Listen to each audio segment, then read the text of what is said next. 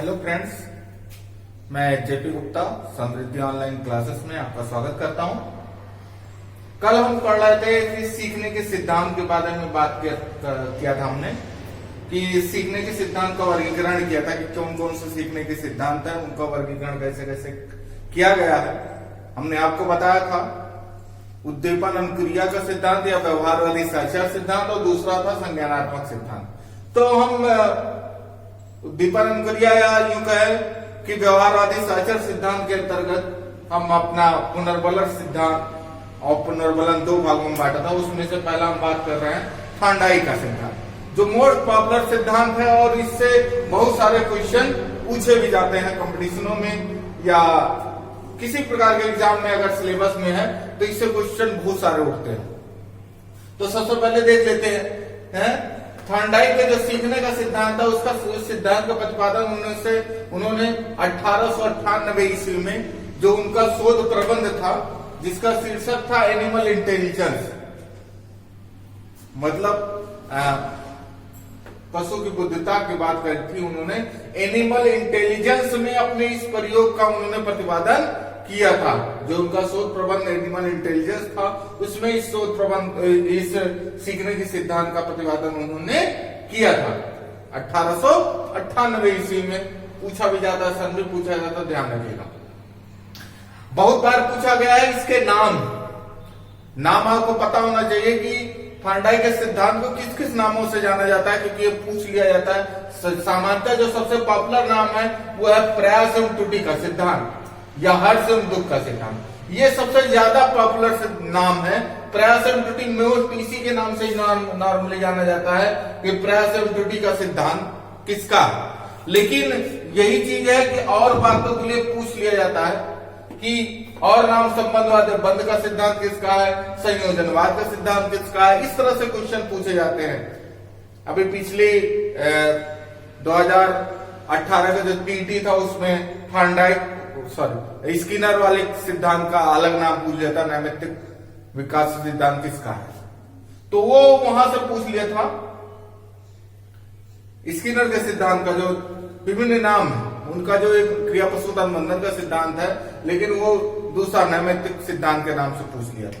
तो इसीलिए आपको ये पता हो कि किस किस नामों से जाना जाए। अदर टाइटों में भी इसको पूछा गया है अलग अलग नाम। तो पहला है प्रयास एवं त्रुटि का सिद्धांत। प्रयास एवं त्रुटि का सिद्धांत क्यों कहा जाता है, क्योंकि बालक प्रयास करता रहता है, त्रुटियों के द्वारा सीखता है, अभी हम बताते हैं। हर्ष एवं दुख का सिद्धांत, उद्दीपन अनुक्रिया का सिद्धांत, संबंधवाद या बंध का सिद्धांत कहते हैं।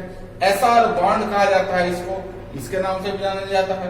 और संयोजनवाद का सिद्धांत कहा जाता है। इस संयोजनवाद के जनक कहे जाते हैं थांडाई।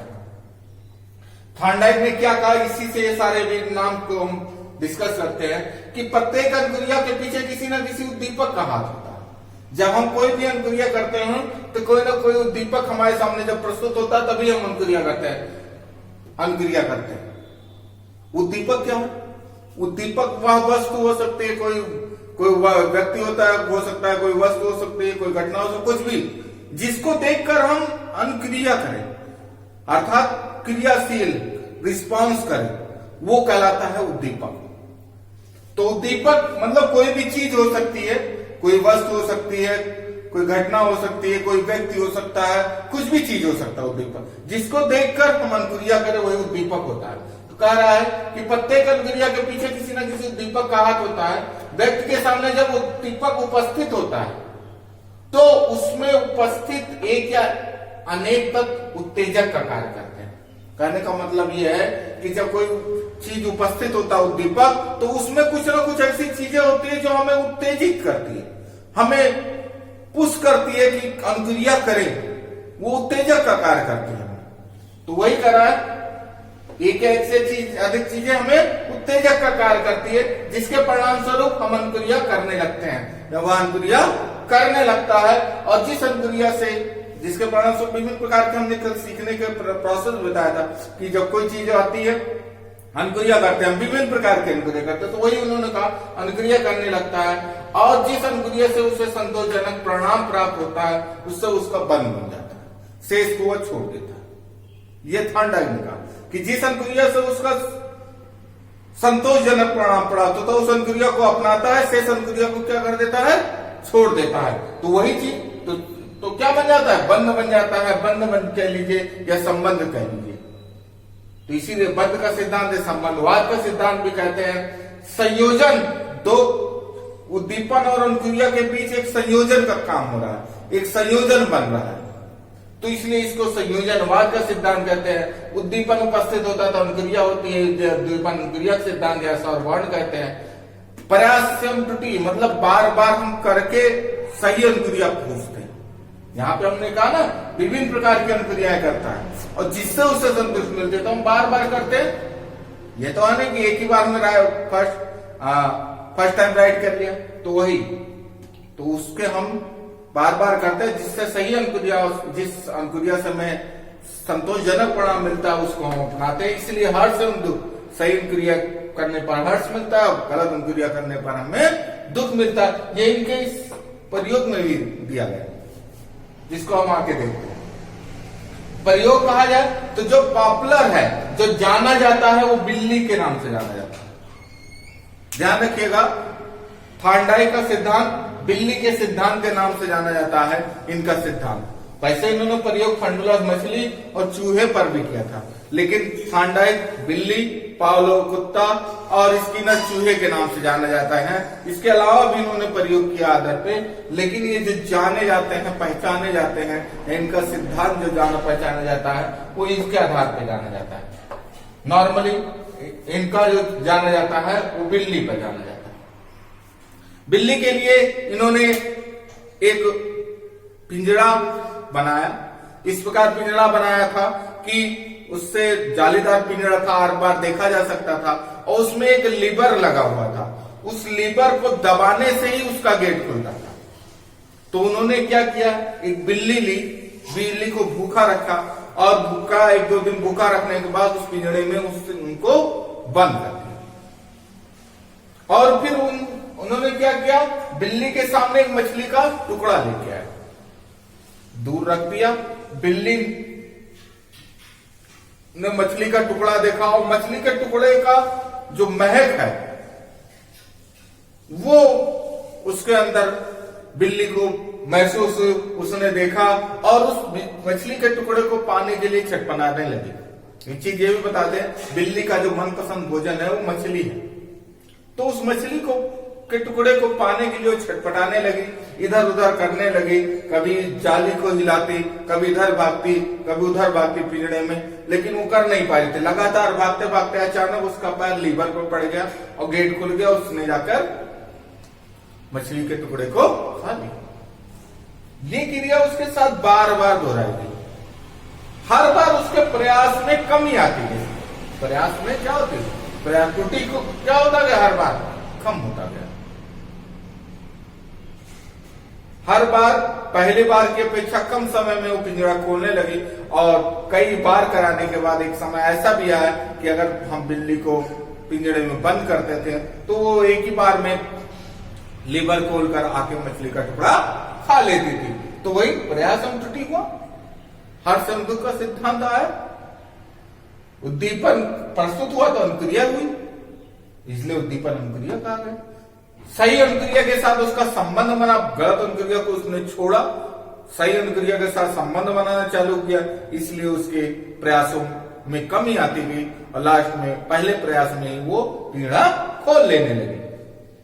इसी प्रकार फंडुलस मछली पर किया था, एक एक्वेरियम लिया था, लेकिन एक्वेरियम में दो पार्ट किया था और उसके बीच में एक छेद रहता,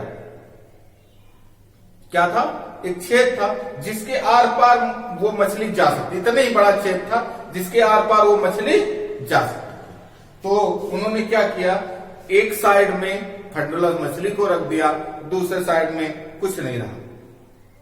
फंडुलस मछली की विशेषता यह होती है कि वो धूप सहन नहीं कर सकती, तो उन्होंने उस एक्वेरियम को इस तरह से रखा कि जिधर साइड फंडुलस मछली थी उधर साइड धूप का प्रकाश, मतलब सूर्य का प्रकाश पड़े और दूसरे साइड छाया रहे, प्रकाश ना पड़े। धूप पड़ने से मछली छटपटाने लगी और दूसरे तरफ जाने की कोशिश करने लगी, वही बार बार प्रयास किया गया, बार बार प्रयास से अचानक वो छेद से बाहर आ गई। यही क्रिया उसके साथ भी बार बार की गई और धीरे धीरे मछली इस पार से उस पार आना सीख गई। चूहे पर भी उन्होंने क्या किया था, बुलबुलाया बनाया था और उसमें से सिर्फ एक ही रास्ता था जिससे उस सही रास्ते से जाकर भोजन प्राप्त कर सकते थे। गलत रास्ते पर जाने पर रास्ता बंद मिलता था तथा बिजली का झटका भी मिलता था। इस तरह से उन्होंने किया था और सही रास्ता चूहे को खोजना आ गया था। तो ये 3 प्रयोग उन्होंने किए थे। सबसे महत्वपूर्ण प्रयोग और जिसके नाम से जाना जाता है वो बिल्ली के सिद्धांत पे जाना जाता है। अब हम बात बताएंगे कि उसमें बिल्ली के सिद्धांत, जो बिल्ली का प्रयोग किया था, उसमें उन्होंने क्या किया, मतलब उसमें उत्तेजक का काम किसने किया और क्या बात हुई तथा इस क्या विशेषताएं, आगे देखते हैं।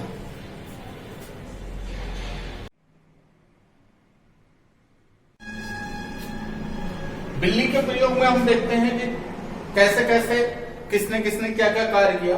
तो अगर हम कहते हैं चालक या ड्राइव या यूं कहें उत्तेजक का कार्य किसने किया, तो उत्तेजक का कार्य किया भूख ने। अगर बिल्ली भूखी नहीं होती तो मछली टुकड़ा था क्या था, लेकिन उसके लिए उतना ज्यादा प्रयासरत नहीं होती। तो वही चीज भूख ने किया और साथ साथ मछली का टुकड़ा और जो गंध उससे आ रही थी उसने उसको और ज्यादा सक्रिय कर दिया और अधिक सक्रिय बना दिया कि उसको पाए। भूख थी, भूख के लिए जो संयम क्रिया और भूख के सामने अगर भोजन, किसी कोई भूखा हो उसके सामने भोजन आ जाए तो उसको पाने के लिए वो बहुत तेजी से सक्रिय हो जाता। अभी तो बिल्ली आराम से बिल्ली में बैठी थी, लेकिन जैसे भोजन देखा भूखी थी तो भूख नहीं, ड्राइव का काम किया कि उसको भोजन को पाए। लक्ष्य क्या था, मछली का टुकड़ा प्राप्त करना। अवरोध क्या था, पिंजड़ा था। उसके लिए उसने क्या की, अनियमित क्रियाएं की। अनियमित क्रियाएं करने के बाद विभिन्न प्रकार के अनियमित क्रिया की, कभी पिंजड़े को तोड़ा, कभी इधर उधर भागा, सब कुछ किया और संयोगवश उसको क्या मिल गई, संयोगवश अचानक उसका पैर उस पर पड़ गया। किस पर, लीवर पर, और उसने खा लिया। संयम क्रिया का चयन, यही क्रिया उसके साथ बार बार दोहराई गई तो संयम क्रिया का चयन करना सीख गई कि जाली तोड़ने से कुछ नहीं होगा, लीवर पर पैर दबाने से ही गेट खुलेगा पिंजड़े का। और फिर उसमें उसके व्यवहार में वो सुदृढ़ीकरण आ गया। अब कभी भी उस बिल्ली को उस पिंजड़े में बंद करते हैं तो वो वही लीवर दबाकर तुरंत उसको खोल लेती है। तो इस प्रकार इस जो बिल्ली का प्रयोग है उसमें क्या क्या किस चीज का कार्य किया हमने आपको बताया और उम्मीद करते हैं कि ये प्रयोग भी आपको समझ में आया होगा, क्योंकि प्रयोग तो नहीं पूछता लेकिन ये जरूर पूछ लेता बिल्ली का प्रयोग किसने किया। इससे संबंधित क्वेश्चन अंदर से पूछ सकता है। अब बात करते हैं कि इसमें विशेषताएं हैं जो पूछा जाता है वो जान लीजिए। पहली विशेषता इस सिद्धांत की यह है कि उद्दीपन अनुक्रिया के मध्य जो अनुबंध बनता है उसी को अधिगम कहते हैं। वही बिल्ली सीखती है। बिल्ली ने क्या सीखा, सीखना है अधिगम वही है कि पिंजड़े में लगे लीवर को दबा के गेट को खोला जा सकता है। तो बिल्ली ने ये सीख लिया। तो वही कह रहा है उद्दीपन अनुक्रिया के मध्य जो अनुबंध होता है वही कहलाता है अधिगम। अधिगम की यह प्रक्रिया यांत्रिक होती है, क्योंकि वह एक बार में नहीं, बार बार कोई भी चीज हम बार बार करके जो सीखते हैं वो यांत्रिक प्रक्रिया कहलाती है। ये बड़ा इंपॉर्टेंट है, बहुत पूछा जाता है। थांडाई के जो सीखने का सिद्धांत है ये कैसा है, यांत्रिक है। ठीक है, कैसा है, यांत्रिक, जिसमें हम कोई त्रुटियों कम करके सीखते हैं, बार बार करके जिस चीज को सीखते हैं वो अनुक्रिया क्या कहलाती है, यांत्रिक कहलाती है अनुक्रिया। और उस प्रकार का सीखना यांत्रिक सीखना कहलाता है। तो थांडाई का सीखने का सिद्धांत कैसा है, यांत्रिक है। ध्यान रखिए। विशिष्ट अनुक्रिया के लिए विशिष्ट उद्दीपन, सही बात है।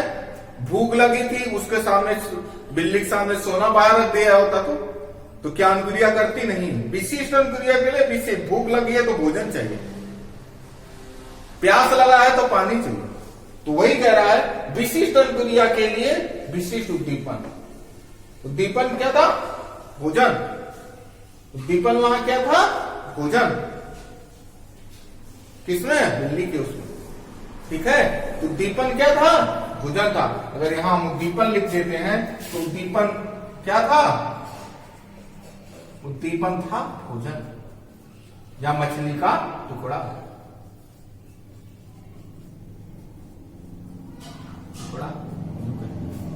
उद्दीपन क्या था? भोजन या मछली का टुकड़ा था उसमें। साचर सिद्धांत का ही एक रूप है।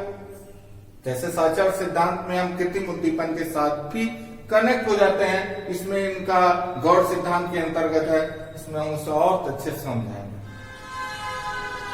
अनुबंध प्रयास हम त्रुटि द्वारा घटित होता है। बार बार करने का त्रुटियां कम करके ही हम सही अनुक्रिया का चयन करते हैं, तो प्रयास हम त्रुटि द्वारा ही घटित होता है। और अधिगम सही अनुक्रिया का चयन और उसे उद्दीपन के साथ संबंधित करने के परिणाम स्वरूप होता है। जब तक हम सही अनुक्रिया का चयन नहीं करेंगे और उद्दीपक के साथ उसका संबंधित नहीं करेंगे, उसके परिणाम स्वरूप अधिगम नहीं होगा।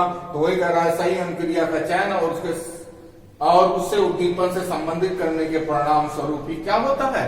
अधिगम होता है। तो ये थी इसकी कुछ बहु विशेषताएं। तो आज का वीडियो मैं ही समाप्त करता हूं। शेष आगे इसके क्या नियम है, इन्होंने नियम दिया जो बहुत ज्यादा पूछा जाता है, नियम तथा सीमाएं और शैक्षिक महत्व, वो नेक्स्ट वीडियो में डिस्कस करेंगे। आज का वीडियो आपको पसंद आया हो तो लाइक करिएगा, शेयर करिएगा, कमेंट करिएगा और सब्सक्राइब करवाइएगा। इसी के साथ आज का वीडियो यहीं समाप्त करते हैं। धन्यवाद।